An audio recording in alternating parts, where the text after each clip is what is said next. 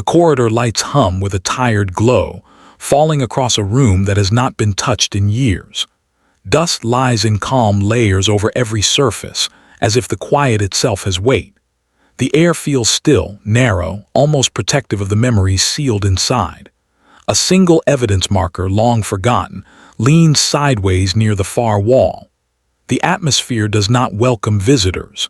It resists them. Yet the investigator steps in with careful breath, as though afraid the room might exhale something long buried. This is where the silence began. This is where a name faded into paperwork. This is where the first truth was lost.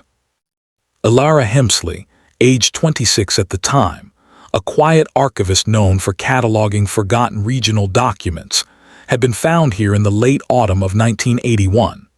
Her life story was gentle, almost restrained, defined by her fascination with old letters, courthouse ledgers, and the muted texture of history. She lived alone, carried no conflicts, and was remembered for soft handwriting in the margins of the records she preserved. Nothing about her background suggested danger.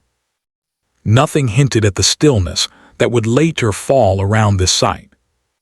The original team had concluded that the case lacked a direct lead. Reports from that era used careful phrasing, avoiding speculation.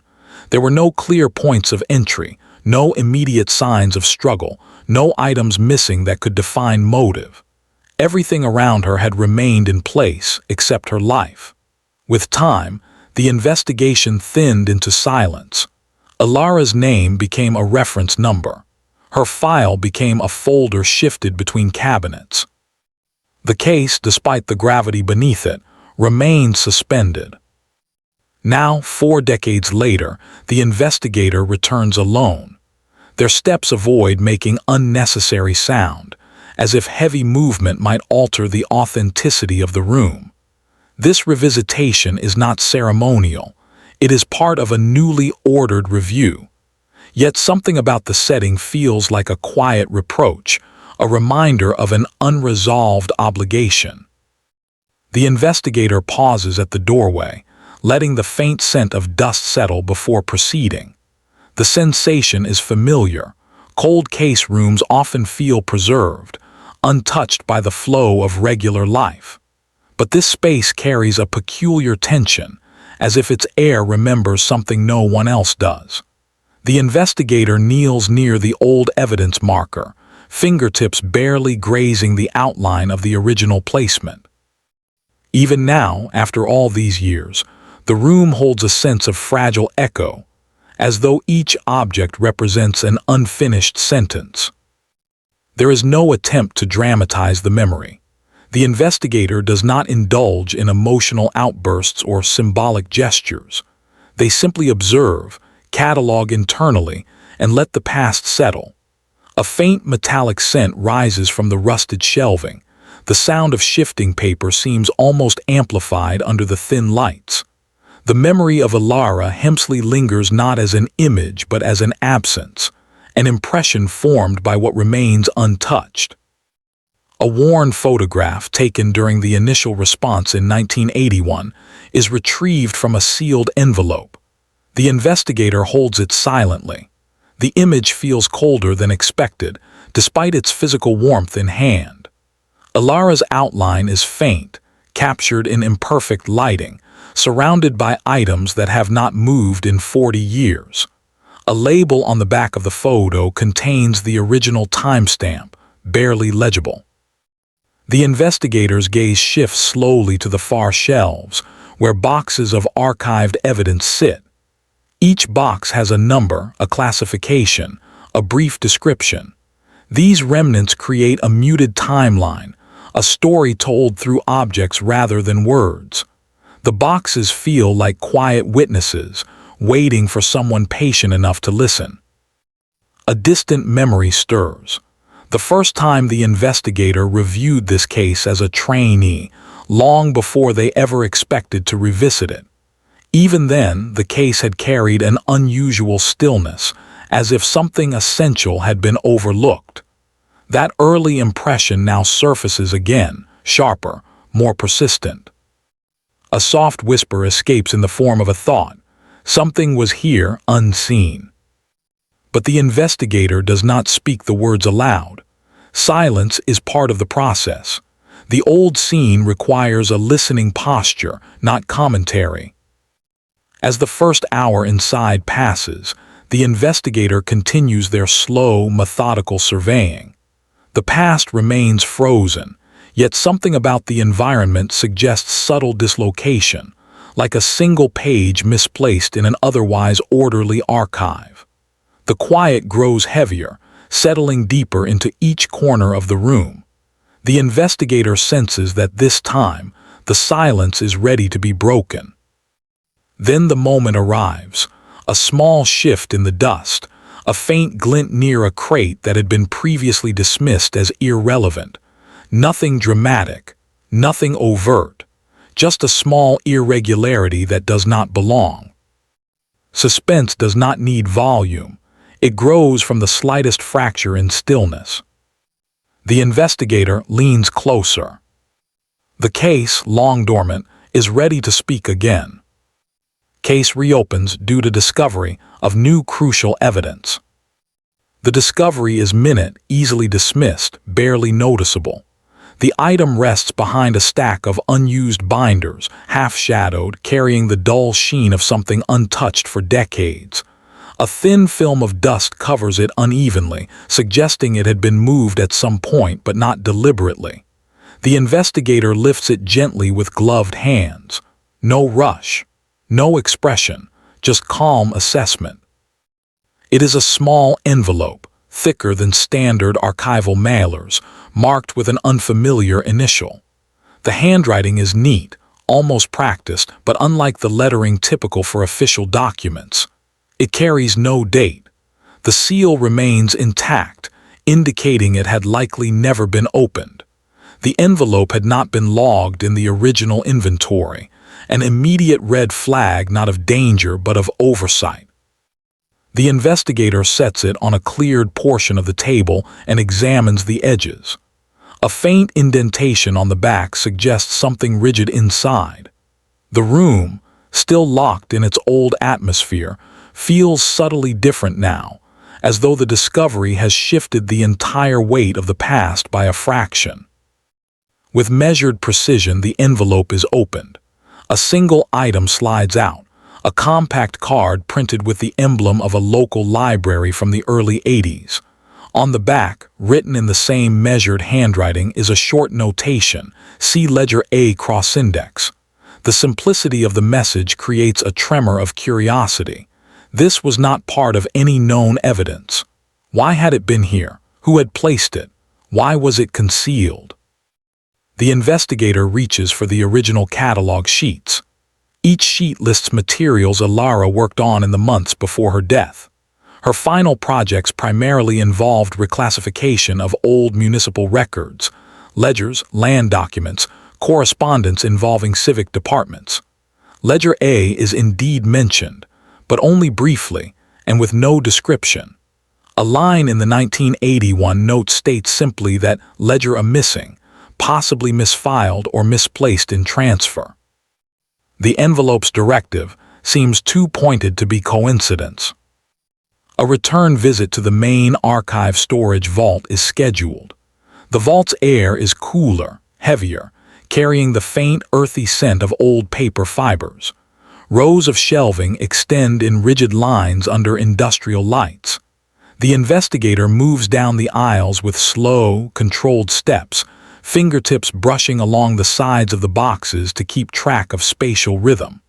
The search is purposeful but patient.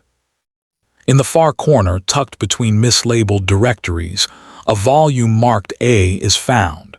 Its leather cover is worn but intact. The ledger is thicker than typical municipal books of that period. When handled, it releases a faint powder of aging paper, drifting like pale mist. The investigator carries it to a nearby table, opening it carefully. The pages contain lists of property inventories, cross-department transactions, and minor administrative transfers, nothing extraordinary at first glance. But midway through the ledger, a section appears with pages clipped together by a small rusted fastener. Inside that section lies a discrepancy, a transfer record involving a municipal storage site connected to the same building where Elara worked. The handwritten notation beside one entry stands out, not part of the original ledger script. The ink is darker, fresher, a different era entirely. It reads, she noticed. The investigator's breath stills. The meaning is not immediately clear, but the implication holds weight. This edition could not have existed in 1981. It suggests that someone at some point afterward accessed the ledger and added the note, quietly, secretly, intentionally. The ledger is taken back to the cold case room. Each page is photographed and logged. The investigator reviews the old interview transcripts, comparing timelines and access logs. The notion that Elara discovered something unintended begins shaping itself, not as speculation, but as structured inference. The reopening of the case is formalized. Supervisors are notified. The new evidence, particularly the unauthorized addition to the ledger, meets the threshold for reevaluation. The investigator prepares a recorded summary, voice-controlled and neutral, describing the significance of the discovery. As the doors to the archives close behind them, the investigator feels a subtle shift, not in emotion but in pressure, the sensation of a dormant file resuming its place in active rotation. This is not closure. It is simply movement, but in cold cases, movement is everything. A quiet thought forms. Elara tried to communicate something. The room held it long enough. Now, the responsibility lies in deciphering what she saw. Investigator examines past reports to identify overlooked details. Past reports are always a puzzle of language, structure, and artifacts. They carry the tone of their era, formal, detached, meticulous. The investigator spreads them out across the long table, creating a chronological flow from the earliest dispatch notes to the final archived summary. Each page is reviewed without haste, every margin scanned for irregularity. The earliest entries describe the scene with clinical precision. The lighting, the placement of items, the temperatures, the list of individuals present. Nothing suggests disorder. Nothing points to immediate cause. Yet the investigator looks not for what is written, but for what is implied by omission. A faint crease in one report catches attention. The corner of the page is bent backward, as if someone once marked it for personal reference. This section details the inventory of Elara's desk drawer. The list is long but lacks reference to any correspondence or note. Yet, years later, the hidden envelope with the library card was found behind binders. The omission suggests either miscataloguing or something more intentional. The investigator highlights the section. Next, the photographs. Grainy, monochrome evidence images fill a large binder. The investigator turns each page slowly, letting the visual details settle. In one photo, the angle captures a faint outline on the wall, an irregularity that seems too subtle for routine documentation. The investigator adjusts the lighting and examines it again. It is a smudge, circular, barely visible, possibly residue from adhesive, possibly nothing. But the position matches the shelving, where ledger likely rested years before being misplaced. This is not proof, it is direction. The internal monologue remains steady. She handled something that should have remained unnoticed. The investigator returns to the transcripts. One interview from 1981 draws attention. A coworker, name partially faded in the typed header, mentions that Elara had been working late hours in the weeks before her passing. When asked why, the coworker had replied, she said she wanted to finish something before the new month, something about cross-indexing. The statement had been marked routine, not significant at the time. But combined with the ledger note, it becomes central. The investigator takes notes in precise, spaced handwriting. Each line is intentional. Each observation is anchored to evidence. Smell of archived paper, soft clicking of the pen, weight of unresolved logic. A continuity emerges. Elara discovered a link in municipal transfers. She cross-checked something. She left no formal record but her personal habits, dating, labeling, cross-referencing, suggest she would have left informal notes somewhere. A search of her archived belongings begins. A small box labeled personal items cleared for storage. It contains her planner, a few letters, and a set of library cards. One card bears the same handwriting as the envelope, a small star marking the corner, a subtle code, a personal system, impossible to know yet. The planner reveals dates circled but not described. The dates align with the ledger entries involving the municipal storage site. The pattern tightens. Yet the path ahead remains incomplete. The investigator closes the planner, inhale steady mind assembling each clue with disciplined restraint. The case is no longer dormant. It is breathing again, slowly, methodically, waiting for the next layer to unfold. The file expands, not through sudden revelation but through gradual reassembly, names resurfacing from decades-old transcripts, individuals once considered peripheral now returning into analytic view. The investigator places each name onto a clean sheet of paper, arranging them into a quiet constellation of possible involvement. No assumptions, no emotional reading, only patterns. The first is Colin Bray, a maintenance assistant who had worked evening shifts in the building during the time of the incident. His original interview notes are brief, bordering on curt. He mentioned he had been repairing a ventilation unit across the east wing that night. No witnesses confirmed his presence exactly where he claimed, but no evidence contradicted it either. His record was clean, his demeanor cooperative. Yet a quiet detail emerges. He had unusual access to storage areas, including the municipal site referenced in the ledger. The investigator marks his name lightly, not as accusation, but as a node of interest. Next is Elara Hemsley, another archivist who worked in close proximity to Elara. Their interactions were described as strictly professional. The interview transcript cites tension, not hostile, but marked by differing organizational methods. Elara preferred swift categorization, while Elara favored detailed cross-referencing. Colleagues described them as opposites in rhythm. Elara's alibi stated she left early on the night of the incident. Her departure was confirmed by a sign-out sheet, yet the handwriting verification had never been revisited. The investigator circles her name with quiet caution.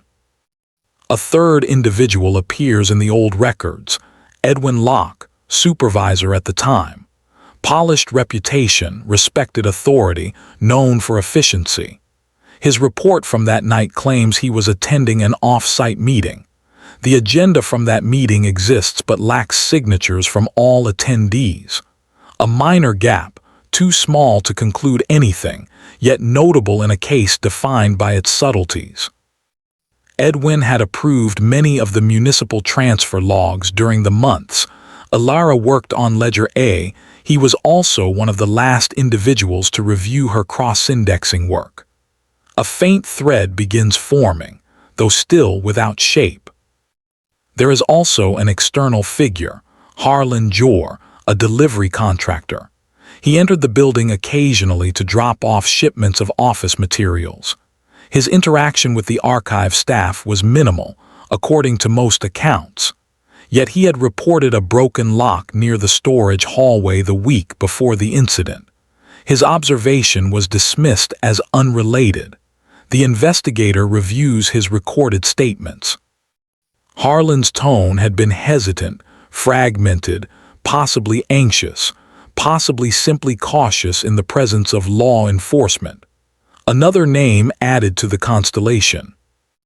The investigator pauses, allowing the patterns to settle. The room feels heavier, as if the presence of these names reawakens dormant echoes. Each suspect carries a potential motive, some professional, some circumstantial, some buried beneath layers of time. The purpose is not to judge character but to evaluate possibility. A methodical cross-check begins. Collins' activity logs reveal a repaired ventilation unit timestamped 2 days before the night in question, not the night itself. The discrepancy in dates is small yet significant. How had this detail escaped scrutiny in 1981? The investigator notes this with calm precision. Daria's sign-out sheet is compared with other documents containing her handwriting. The slant of the letters differs subtly but consistently. Inconsistent handwriting is not proof, but it is something. Edwin's meeting agenda shows a missing page. The supervisor's signature is present on earlier documents but absent on this one. The investigator studies the ink patterns. No tonal variations suggest tampering, yet the absence itself carries weight. Harlan's reports include an additional notation, a request for follow-up that was never filed. The handwriting on this note matches that of the envelope containing the library card. A slow breath enters the investigator's lungs. The pattern tightens again. Still, suspicion remains carefully contained. The investigator allows no personal speculation to intrude. The suspects remain nodes, points in a network that will only form structure with proper alignment of evidence. The next step is clear. Return to the ledger, return to the quiet code of Elara's routines. Whatever she found, whatever she attempted to communicate through minimal markings and cross-indexing, intersects with these individuals. Not overtly, not dramatically, but through small, almost invisible consistencies in movement, access, and timing. The investigator closes the suspect list, letting the names settle into a mental map. The room grows still again. Dust rises faintly with each breath.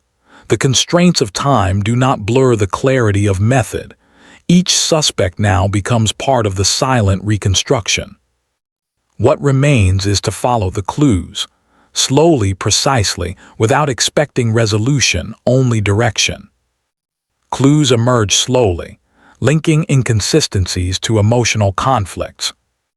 Pattern recognition in cold cases seldom strikes like a sudden solution. It forms like sediment, layer after layer settling until shape becomes visible. The investigator returns to the ledger, to Elara's planner, to the scattered pieces that now carry broader context. A quiet review of the planner reveals small marks in the margins, tiny dots placed at irregular intervals. When cross-indexed against the ledger's entries, a symmetry appears. Each dot corresponds to a transfer record that deviates subtly from established municipal procedures.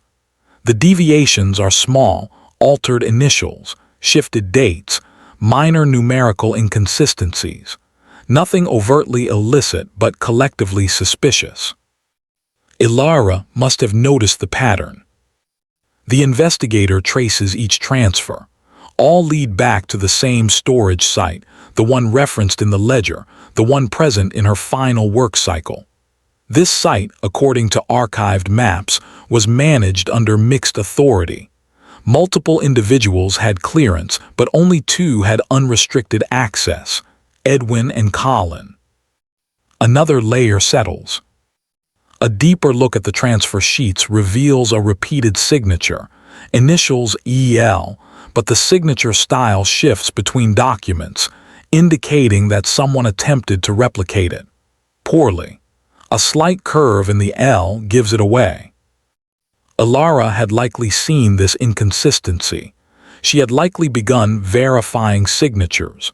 Someone had noticed her noticing. The investigator maintains even breath, allowing the implications to align with evidence rather than emotion. Next comes a re-examination of interview transcripts. Daria's tone seems sharper than others when discussing Elara's work habits. She described her as too focused, too absorbed. Yet beneath those comments lies something quieter, a pressure, perhaps professional friction. Jealousy is too strong a word and not permitted, but tension is evident. The investigator rereads her accounting of the night. The phrasing is rigid, rehearsed, lacking the natural shifts of memory. Still, tension is not motive. Tension is a symptom. Then Harlan. His fragmented statements, once sounding like hesitation, now read as someone trying to avoid saying too much. His notation matching the handwriting on the hidden envelope binds him directly to the rediscovered clue. But why would a delivery contractor have access to ledger correspondence? Why leave a cryptic directive instead of submitting a report? The investigator sketches lines between the names. Each connection represents a shared proximity, physical or procedural. Logic begins to shape itself into narrative, but still without presumption. A final detail emerges from the older photographs. The faint adhesive residue on the wall indicates that a small item once hung there. Its size matches the dimensions of an identification card or clearance token. If something had been removed, either on the night of the incident or afterward, the absence suggests a missing element in the access chain. Someone took something. Someone needed something hidden. Emotional conflict enters the case not as dramatization but as underlying pressure. Fear of exposure, professional defensiveness, internal rivalries. None produce clear answers alone. Yet together, they form the quiet hum beneath the documented inconsistencies. The investigator closes the binder softly, letting fingers rest on its edge. In the muted air, a new direction develops, one that leads past surface discrepancies toward reasoning anchored in human behavior rather than forensic traces alone. Every inconsistency now feels linked, not through chance, but through someone's deliberate hand. The next step demands clarity, identifying who stood to gain the most from Elara's discovery and who had the opportunity to prevent her from documenting it. Logic tightens. Emotion remains quiet but present, faint as the dust settling across the old room. Unexpected twist reveals the least suspected person as killer. The twist does not arrive as revelation. It unfolds as a mathematical certainty, an alignment of small details forming a single path. The investigator sits with the evidence arranged systematically.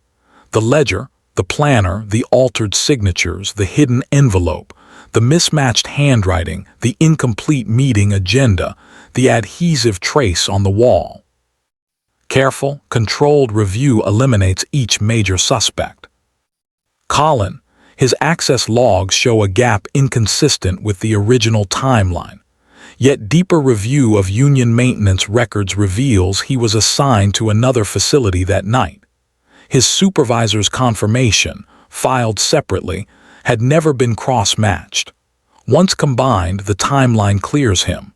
His suspicious date discrepancy in the repair report was a clerical issue, not involvement. Daria, the handwriting inconsistency initially heightened suspicion, but comparison against earlier samples shows she often varied her lettering under stress. Moreover, her sign-out time is corroborated by a secondary record, the security log that recorded exit motion. The anomaly becomes an artifact of her writing style, not evidence of fabrication. Edwin, the missing page in the meeting agenda, appears deliberate at first glance. Yet archive staff from that period reported that meeting records were frequently incomplete for off-site gatherings. Further, none of the altered signatures in the ledger match his known handwriting. His initials were forged by someone else. This leaves only one name, one barely considered beyond logistical notes: Harlan Jor. The delivery contractor, the peripheral figure, the one whose handwriting matched the library card envelope, the one who reported a broken lock, the one who had access under the radar because contractors' movements were poorly logged during that period. The investigator flips through Harlan's statements again. This time, the pauses read differently. His hesitations fall at points where direct knowledge would lie.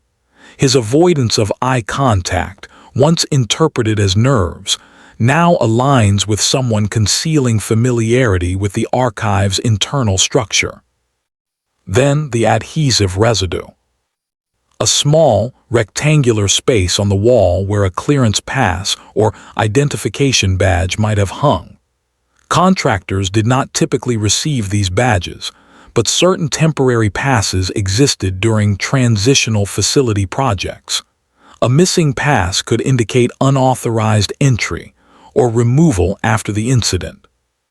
Further examination of Harlan's delivery schedule shows he had been present far more frequently than his job required. Some shipments logged under his name never arrived. Others were duplicates. His access had extended beyond routine delivery. One more detail seals the logic: the forged signatures. Their imperfections match the subtle curvature found in Harlan's handwriting.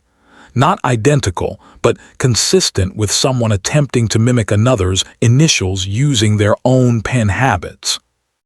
A quiet, steady understanding forms within the investigator. Harlan was the least suspected because his role appeared marginal. Yet marginal positions often allow movement without scrutiny. Elara, meticulous and observant, must have questioned the discrepancies in transfer logs involving storage site items. Items Harlan was likely moving unofficially. When she noticed the inconsistent signature, she may have begun documenting her doubts. Her planner marks, the circled dates, the private envelope, all point to her cautious attempt to verify something before speaking openly. Harlan must have realized she had noticed. The ledger note she noticed was likely his own reminder, hidden where he assumed no one would ever look. Not a confession, but a trace of anxiety, a silent acknowledgement of danger in proximity. The investigator closes the file slowly. No triumph, no emotional surge, only the clarity of logical alignment. The least suspected individual, the one who stood at the edges of the original investigation, was the one whose movements created the inconsistencies Elara identified. He had motive grounded not in extremes but in quiet fear of exposure. His actions were not impulsive, but calculated in subtle administrative shadows. The twist is not dramatic, it is inevitable. In the quiet of the room, the weight of the case settles with renewed density, as if the dust itself acknowledges the alignment of truth. Harlan Jor. The name stays suspended in the investigator's mind. A truth emerging after 40 years, not loud, not forceful, but precise. The case concludes not with spectacle but with quiet procession, documents sealed, statements logged, evidence reclassified for court submission. The investigator stands in the muted corridors of the records division, the same hallways Elara once walked. The air carries the familiar scent of old paper, faintly metallic, unchanged by decades. Now, however, the silence feels heavier, shaped by the weight of final understanding. Harlan Jor's name enters the formal record as the primary suspect. His recent address had placed him only a few towns away, living a quiet life, one that left minimal footprint. His arrest is carried out with measured professionalism, without drama, without forceful confrontation. The warrant is executed peacefully. Harlan steps out of his doorway with the same hesitant posture he displayed in his old transcripts. His eyes lower, his replies short, fragmented. He does not deny involvement, yet he does not confess either. His silence carries shape, subtle and unmistakable. Back in the central archives, the investigator prepares the final summary report.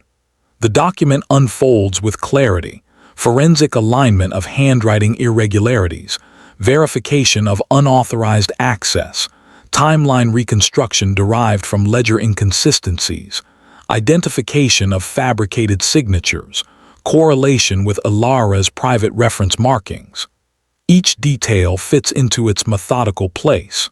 The logic stands irrefutable. And yet, even with the structure complete, the atmosphere remains subdued. Cold cases do not conclude with the emotional weightlessness often imagined in fiction. They conclude with a slow, mechanical closing motion, the sensation of something long dormant settling at last into its final category. The investigator understands this well. There is no exhilaration, only completion. Still, something human remains, quiet, restrained, but present. The final walkthrough of the old crime scene room is undertaken not out of necessity, but out of obligation. The investigator steps inside slowly. The dust still lies in uneven patches along the edges. The shelves maintain their angular, rigid lines. The dim lighting outlines the contours of objects that have not moved in decades. The air holds its sealed stillness. The investigator stands near the wall where the adhesive residue remains visible. Its faint outline, now contextualized by the evidence, carries an almost symbolic presence, not as drama, but as a remnant of something almost avoided, almost unseen. The investigator's gloved hand hovers above it, never touching, only acknowledging. Elara had noticed what no one else did: the small inconsistencies, the silent irregularities, the slight deviations that others dismissed as clerical noise. Her work style, once described as overly meticulous, now reveals its integrity. She observed where others overlooked. Her quiet persistence, her methodical rhythm, had brought her into proximity with a truth someone sought to conceal. The investigator opens her planner once more. The pages, yellowed and delicate, breathe out the faint scent of aging ink. The circled dates remain consistent, intervals matched with storage site anomalies. The markings feel deliberate, steady, patient. She had been building her own map, subtle, private, precise. The thought emerges softly. She tried to leave a trail, even if she did not know she was doing so. There is no sentimentality in the reflection, only respect. Elara's final weeks were dedicated to organization, accuracy, and quiet pursuit of clarity. In that pursuit, she crossed paths with someone who feared her attention. The tragedy rests not in dramatic confrontation, but in the collision of diligence and concealment. The investigator closes the planner gently. The binding creaks, a small, brittle sound in the silence. Outside the archive room, the final meeting with the department director is concise. The director reviews the summary with steady eyes, nodding at each logical step. Approval for case closure is formalized. Charges for Harlan move through procedural channels. No surprises, no objections. The investigator signs the last page. A precise signature in black ink. The document is placed into the closure file. The drawer slides shut. The echo is soft but definitive. Yet closure in record does not equate to closure in mind. The investigator steps out of the building into a mild, overcast evening. The sky hangs in muted shades of gray, the chill of early dusk settling across the landscape. The parking lot is nearly empty. The wind carries a faint dryness, an echo of the archive's dust, following like an afterimage. The case, now resolved, leaves a lingering quiet. Not discomfort, not sorrow, but a contemplative stillness. 40 years of silence have been translated into narrative and structure, but the human element, fragile, subtle, remains unresolved. Truth is often concealed beneath routine. hidden not through elaborate schemes but through faint irregularities that require patience to identify. The investigator reflects on this as they sit inside their vehicle, reviewing the final notations before leaving the premises. Elara's diligence, her methodical cross-referencing, her silent awareness, these became the core of discovery.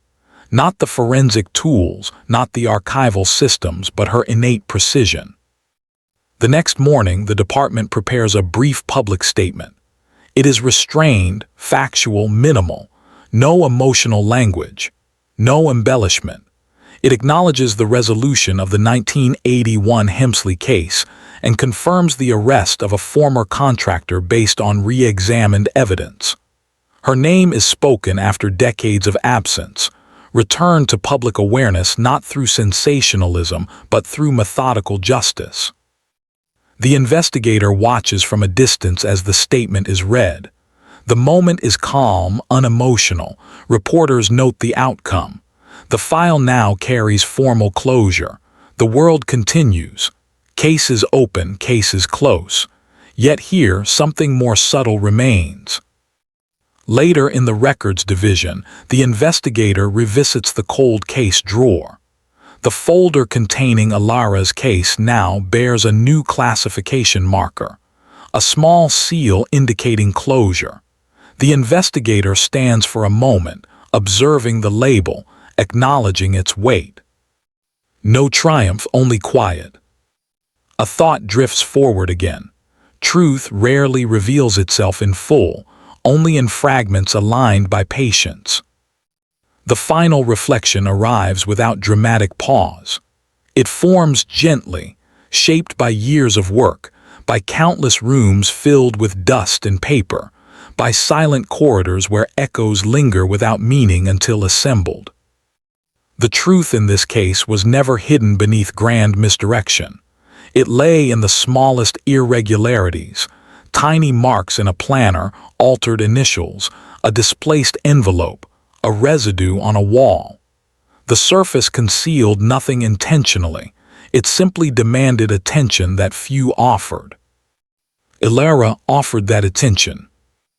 Her murder was not the result of dramatic conspiracy, but the collision of her precision with someone else's quiet fear, an interaction of subtle pressures, a tragic moment born not from intense conflict but from the calm, fragile structure of routine. The investigator steps away from the file drawer, leaving the archive room behind. The door closes slowly, without sound. Outside, the evening settles with the same muted texture as the old crime scene, dim, patient, almost reflective. The wind shifts, carrying faint traces of dry leaves along the pavement. The investigator walks forward with steady pace, not hurried, not delayed. The world around them continues without remark. But something remains internally, an understanding that justice, though executed with precision, cannot rewrite the quiet moments that shape the ending of Elara's life. Justice operates mechanically, truth operates quietly. The two meet only through careful examination, not through expectation. The final line in the investigator's internal reasoning shapes itself with simple clarity. Truth isn't always visible on the surface. It waits in the residue, in the margins, in the silence between evidence. It asks only to be noticed.